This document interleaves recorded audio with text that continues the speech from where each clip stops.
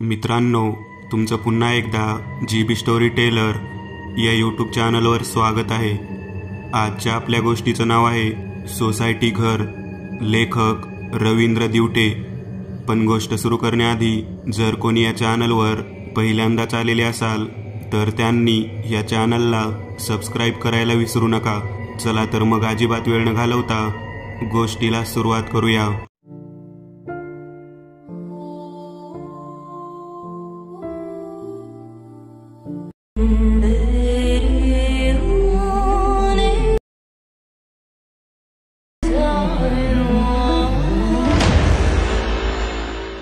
ही गोष्ट सांगण्याआधी मी माझी ओळख सांगतो।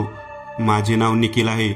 चला तर तुम्हाला सांगतो, काही घरात माणसे राहतात तर दुसरीकडे मात्र काही अशी घरे आहेत ते बाहेरून चांगली दिसतात पण आतमध्ये खंडहर असतात आणि अशा वेळी त्या घरात भूत प्रेत राहतात आणि ते वाट बघत असतात कधी त्यांच्या जाळ्यात कोण अडकेल त्याची। निखिल नगरपालिकेमध्ये काम करायचा। त्याचं काम सोसायटी घर मोजणी, घराची रीडिंग घ्यायची, घर कोणाच्या नावावर आहे हे सगळं काम तो करायचा। तो खुर्चीवर बसला होता तेव्हा मोठे अधिकारी त्यांच्या जवळ आले। त्यानंतर ते अधिकारी निखिलला म्हणाले, निखिल तुम्ही हरिजय सोसायटी जावा आणि त्या सोसायटीचे घर उभे आहे का पडले हे सगळं बघून तुम्ही त्या घराची फाईल तयार करून ठेवा। बरं साहेब। मी गाडी चालू केली। त्यानंतर मी सोसायटीच्या पत्त्यावर जाऊन पोहोचलो। मी गाडी बंद केली आणि सोसायटीच्या घराकडे निघालो। मी समोर बघितलं तर सगळीकडे त्या घराची माती पडली होती।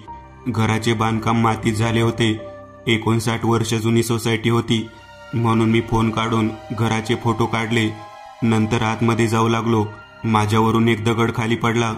मी इकडं तिकडं लक्ष देऊन बघितलं तर सगळीकडे जाळ्या लागलेल्या होत्या म्हणून मी हळूहळू पुढे चालू लागलो।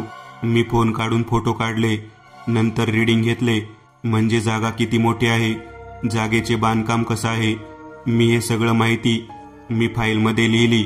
नंतर मी दुसऱ्या घराकडे निघालो, परत फोटो काढला, त्या घराच्या फाईलमध्ये लिहिले। परत तिसऱ्या घराकडे गेलो, त्या घराचा नंबर 525 होता। मी घराजवळ गेलो, परत फोन काढून फोटो काढायला सुरुवात केली। दार उघडून आत गेलो। मी सगळीकडे बघितलं तर घराची पूर्णपणे वाट लागली होती। मी म्हणालो, काही लोक आहेत चांगली सोसायटीची घरे सोडून कुठे राहायला गेले आहेत। नंतर मी माझ्या घड्याळात पाहिलं तर संध्याकाळचे 7 वाजले होते। मी त्या जागी एकटाच होतो। मला आता भूक पण लागली होती। मी माझा फोन काढून ऑनलाईन गुगलवर सर्च केलं, जवळपास हॉटेल आहे का मला जेवण्यासाठी, काय पण जेवायला भेटलं तरी चालेल। मग मला एक हॉटेल दिसलं। मेनूमध्ये मटन चिकन बिर्याणी होती। हे सगळे बघून माझ्या तोंडाला पाणी सुटले। मी मटन बिर्याणी खायचं ठरवलं। खाली नंबरवर हॉटेलवाल्यांना फोन केला, म्हणालो, एक मटन बिर्याणी 2 चपात्या ह्या पत्त्यावर घेऊन या। हॉटेलवाला म्हणाला, बरं चालते साहेब, घेऊन येतो, पण जरा वेळ लागेल। मी म्हणालो, किती वेळ? 20 मिनिटे। बरं चालते, असू द्या। आता मी इकडं तिकडं लक्ष देऊन बघितलं तर सगळीकडे अंधार पडला होता। थोड्या वेळाने गाडी माझ्या दिशेने आली। ती गाडी त्या हॉटेलवाल्यांची होती। नंतर तो माणूस माझ्याकडे आला, मला म्हणाला, साहेब हे घ्या तुमची मटन बिर्याणी 2 चपात्या। मी त्याला पैसे दिले आणि एक स्वच्छ जागा बघून तिथं जाऊन बसलो। पिशवीतून मटन बिर्याणी, 2 चपात्या आणि पाण्याची बॉटल काढून जेवणासाठी बसलो। मी पोट भरून जेवण केलं। नंतर हात घालून जरा वेळ शांत बसलो। नंतर मोबाईल काढून यूट्यूबवर मराठी हॉरर स्टोरी सर्च केलं तर समोर GB स्टोरी टेलरवर भूताच्या गोष्टीचा व्हिडिओ लागला। मी काही वेळ त्या गोष्टी ऐकत होतो। नंतर मी मोबाईल बंद करून मी माझ्या कामावर लक्ष दिलं। मी उभा राहिलो। खाली बघितलं तर मटन बिर्याणीची पिशवी खाली पडली होती। मी पिशवी उचलून बाजूला एका डब्यात टाकली। मी फाईल बाहेर काढली, बघितलं तर अजून 20 घरांची नोंद करायची आहे। आता मी मोबाईल काढून मोबाईलचा टॉर्च चालू केला। नंतर हळूहळू मातीतून पुढे चालू लागलो। तेवढ्यात एक व्यक्ती त्या अंधारात बसली होती। ती काहीतरी खात होती। अंधार होता म्हणून समोरचं दृश्य नीट दिसत नव्हतं। मी विचार केला, पाहिलं तर कोण नव्हतं। आता हा व्यक्ती कुठून आला? परत म्हणालो, जाऊ दे, एखादा वेडा किंवा भिकारी असेल। मी त्याच्याकडे दुर्लक्ष करून पुन्हा पुढे चालू लागलो. मी 233 नंबरच्या घरासमोर उभा होतो. मी घराचा फोटो काढला, फाईलमध्ये माहिती लिहिली. नंतर त्या व्यक्तीने माझ्याकडे चेहरा करून म्हणाला, जेवण लय भारी आहे. मी म्हणालो, कुठलं जेवण? मी त्याच्या हातात मटणाची पिशवी बघितली तर मी म्हणालो, मी ही पिशवी कचराकुंडीत टाकली होती. नंतर या माणसाने त्या कचराकुंडीतून पिशवी घेऊन आला. मी म्हणालो, तुला भूक लागली का? नंतर तो व्यक्ती म्हणाला, हां. मी परत जेवण ऑर्डर केलं. मी म्हणालो, तुम्ही जरा वेळ थांबा, जेवण येत आहे. तेव्हा व्यक्ती म्हणाला, बरं. मी शांत बसतो, तुम्ही तुमचे काम चालू ठेवा, पण तुम्ही 414 नंबरच्या घराकडे जाऊ नका. मी म्हणालो, का? तो व्यक्ती म्हणाला, त्या घरात भूत आहे, त्याच्यामुळे लोक हे घरे सोडून पळून गेली. मी त्या व्यक्तीकडे गेलो तेव्हा रस्त्यावर गाडी आली. मी म्हणालो, तुमचं जेवण घेऊन येतो. मी जेवण घेऊन परत त्या व्यक्तीकडे आलो. त्याला जेवण दिलं. त्यांनी पोटभर जेवण केलं. पोरा, तुला माहिती नाही त्या घरात भूत राहतात. पोरा, माझ्याजवळ ये, मी तुला सांगतो. तो व्यक्ती सांगू लागला, त्या घरात एक कुटुंब राहत होतं. सुवर्णा, राज आणि आईबाप लय सुखी जीवन जगत होते. गणेश उत्सव असो, नवरात्र असो किंवा दिवाळी, प्रत्येक सण ते आनंदाने साजरा करायचे. पण दिवाळीच्या दिवशी ही घटना घडली. सुवर्णा साडी नेसून केसांमध्ये गजरा लावून घराजवळ रांगोळी काढत होती. नंतर दाराच्या वरती झेंडू फुलांचा हार लावून हातात फटाके घेऊन दारात फटाके वाजवत होती.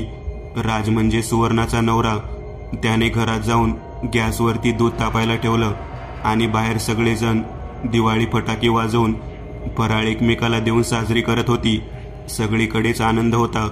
लोक नवीन कपडे घालून रस्त्यावर फटाके वाजून नाचत होते.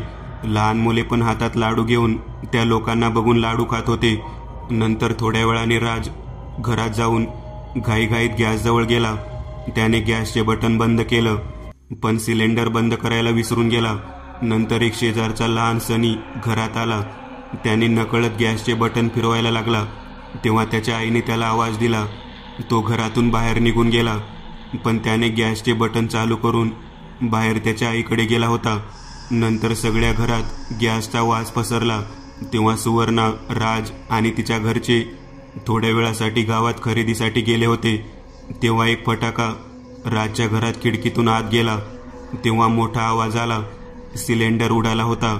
राजचे घर जळून खाक झालं होतं, पण एका व्यक्तीने आपला जीव गमावला होता. राज आणि त्यांच्या घरचे लोक घरी आलो तेव्हा समोर बघून त्यांना धक्का बसला होता. त्यांचे घर जळून खाक झालं होतं. नंतर त्यांनी परत त्या घराचे नवीन बांधकाम करून घर नीट केलं. पण काही दिवसांनी शेजारच्या लोकांना एक व्यक्ती त्यांना त्यांच्या घराजवळून पळताना दिसत होता. मग हळूहळू शेजारची लहान मुले पण आजारी पडू लागले आणि काही दिवसांनी तर मोठमोठ्याने हसायचा आवाज येऊ लागला. लोक भीतीमुळे घरेदारी सोडून पळून गेली आणि आता तू बघितले आहे, ही सोसायटी खंडर झाली आहे. तेव्हा निखिल त्या व्यक्तीला म्हणाला, लवकरच हे खंडर परत उभं राहणार आहे. तो व्यक्ती म्हणाला, म्हणजे या जागेचं नवीन बांधकाम सुरू होणार आहे. तेव्हा तो व्यक्ती म्हणाला, म्हणजे परत लोक या सोसायटीमध्ये राहायला येणार आहे. हां. निखिलने घड्याळ पाहिलं तर पहाट झाली होती. 5 वाजले होते. निखिल नंतर एका पाण्याच्या नळापाशी गेला. नंतर नळ चालू केला. चेहऱ्यावरून पाणी घेऊन गाडीकडे निघाला. गाडी जवळ आला. गाडी चालू केली आणि हळूहळू गाडी चालवत तो एका हॉटेलजवळ जाऊन गाडी बंद करून आत खुर्चीवर बसला. नंतर निखिल म्हणाला, एक चहा पाठवा. तो हॉटेलवाला म्हणाला, साहेब, रात्रीचं जेवण कसं होतं? मटन बिर्याणी चांगली होती. परत तो हॉटेलवाला म्हणाला, पण साहेब, तुम्ही परत मटन बिर्याणी ऑर्डर केली होती. हां, माझ्याबरोबर एक माणूस होता, त्याला पण लई भूक लागली होती, म्हणून मी त्याच्यासाठी मटन बिर्याणी ऑर्डर केली होती. तेव्हा तो हॉटेलवाला म्हणाला, माझ्या कामगाराने तुम्हाला बघितलं होतं, तुम्ही एकटेच होता. नाही, माझा जोडीदार पण होता. नंतर तो हॉटेलवाला म्हणाला, साहेब, तुम्ही ज्या व्यक्तीला बोलला आणि जेवण दिले तो माणूस नव्हता, भूत होतं. काय बोलताय? तेव्हा तो हॉटेलवाला म्हणाला, साहेब, तुम्हाला त्या व्यक्तीने त्या जागेवरून काही गोष्टी सांगितल्या आहेत का? हो, म्हणजे तो माणूस भूत होता. मी गाडी चालू केली आणि मी नगरपालिकेमध्ये गेलो. तेव्हा आमचे मोठे अधिकारी साहेब माझ्याकडे आले मला म्हणाले, निखिल तुम्ही काम केलं का? तुम्हाला सांगितले होते. होय साहेब, मी त्या सोसायटीमध्ये जाऊन फोटो काढले आहेत आणि सगळी माहिती ह्या फाईलमध्ये आहे. चला परत आपण त्या सोसायटीकडे जायचे आहे. काय झालं? कशाला चाललोय आपण परत त्या सोसायटीकडे? आजपासून काम सुरू होणार आहे म्हणून. आम्ही सगळेजण गाडीत बसलो आणि त्या सोसायटीकडे निघालो. थोड्या वेळाने त्या सोसायटीकडे पोहोचलो. मी गाडीतून बाहेर आलो आणि रात्री मी आणि तो माणूस कुठे बसलो होतो ती जागा बघायला लागलो. तेव्हा मला ती जागा समोर दिसली. मी बघितलं तर मटण बिर्याणीची पिशवी खाली पडली होती. पाणी सांडले होते. म्हणजे मी रात्री त्या भूताला जेवण दिलं होतं. बरं जाऊ दे, हे सगळे विसरून जाऊ आणि आपल्या कामावर लक्ष देऊ. तेव्हा साहेब म्हणाले, तुम्ही दुसऱ्या साईटवर जाऊन घराची नोंद करा. हां साहेब. मी पुढे चालू लागलो. नंतर मी 414 नंबरच्या घराकडे निघालो. मी पाहिलं तर घर नव्हते तिथे. घराची माती होती. मी फोटो काढला आणि पुन्हा पुढे चालू लागलो. माझ्या डोळ्यांवर झोप आली होती. मला काम करायची इच्छा पण नव्हती. तरी पण मी काम करत होतो. मी पाण्याची बाटली काढून तोंडावरून हात फिरवला आणि खाली दगडावर बसलो. नंतर साहेबांनी मला आवाज दिला आणि साहेब माझ्याकडे येऊ लागले. मी म्हणालो, साहेब 414 नंबरचे घर उद्ध्वस्त झाले आहे. बरं जाऊ दे, तुम्ही फोटो काढले आहेत का? हां साहेब. बरं चला दुसऱ्या घराकडे. साहेब काही घरं अजूनही नीट आहेत आणि काही घरे जमीनदोस्त झाली आहे. नंतर मी बघितलं JCB आला होता. त्याने सोसायटी. साहेब म्हणाले, JCB चालू करा आणि माती गाडीत टाकून नदीच्या पात्रात खाली करा. JCB त्याचं काम करत होता. मी घराकडे बघत होतो. मी म्हणालो, आता नवीन सोसायटी उभी होईल. लोक या जागेवर परत मजा मस्ती करतील. मी JCB कडे बघितलं तर तो खाली खड्डा करत होता. तेव्हा त्या खड्ड्यात उतारे होते. म्हणजे कोणी जर आजारी पडले आणि गोळ्या औषधे घेऊन पण बरे होत नाही. नंतर एक लिंबू, लाल कुंकू, हळद चाकूने कापून 4 भाग करून लाल कुंकू हळद भरून त्या व्यक्तीच्या डोक्यावरून 3दा वर खाली करून जो माणूस उतारा घेऊन जात आहे त्याने मागे वळून बघायचं नाही, नाहीतर त्या उतार्याचा फायदा होत नाही अशी लोक म्हणतात. पण हा उतारा बघून मी म्हणालो, सोसायटीच्या घराखाली का दफन केला होता? नंतर मला कळलं, ह्या सोसायटीच्या जागी स्मशानभूमी होती. लोकांचा मृत्यू झाला तर लोकांना या जागी दफन करायचे म्हणून लोक या जागी येऊन उतारा टाकून जायचे. मी म्हणालो, साहेब JCB वाल्यांना सगळी जमीन सपाट करायला लावा. साहेब म्हणाले, अरे सगळी जमीन सपाट करून टाका. JCB वाल्यांनी आपलं काम पटापट करायला सुरुवात केली. नंतर दुपार झाली. जेवणाची सोय केली होती. मी जेवणासाठी बसलो होतो. तेव्हा साहेब म्हणाले, काय लोक आहेत. स्मशानभूमीच्या जागेवर सोसायटीचे बांधकाम करून घर उभे केले आहेत. बरोबर आहे तुमचं साहेब. नंतर काही महिन्यात सोसायटीचे संपूर्ण बांधकाम पूर्ण झाले. आता लोक त्या जागी राहतात आनंदाने. मी एक नवीन चॅनल ओपन करत आहे. त्यावर तुम्हाला ॲनिमेटेड हॉरर स्टोरीज पाहायला मिळतील.